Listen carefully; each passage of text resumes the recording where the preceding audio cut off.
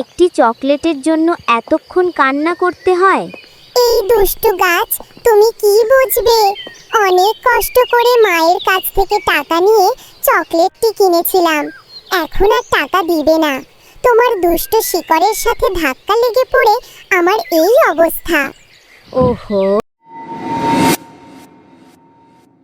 আহা, কি আনন্দ আকাশে বাতাসে। আজকে আমি এই চকলেটটি মজা করে খাবো, কাউকে দিব না।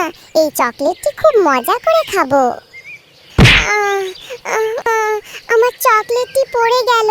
এখন আমি কি খাবো? কত কষ্ট করে মাকে বুঝিয়ে মার কাছ থেকে টাকা নিয়ে চকলেটটি কিনেছিলাম। এখন কি হবে? আমি এখন কি খাবো? আমার কাছে আর কোনো টাকা নেই। আহা আহা আহা। আহারে, আমার এই শিকড়গুলো নিয়ে আর পারি না, বড্ড বেড়েছে। দেখ তো কাণ্ড, এই মেয়েটি আমার শিকড়ের সাথে ধাক্কা লেগে পড়ে গেছে। এই মেয়ে, কান্না করছো কেন? একটি চকলেট পড়ে গেছে তো কি হয়েছে? আরেকটি চকলেট কিনে তারপর খেলেও তো হয়। একটি চকলেটের জন্য এতক্ষণ কান্না করতে হয়? এই দুষ্টু গাছ, তুমি কি বুঝবে?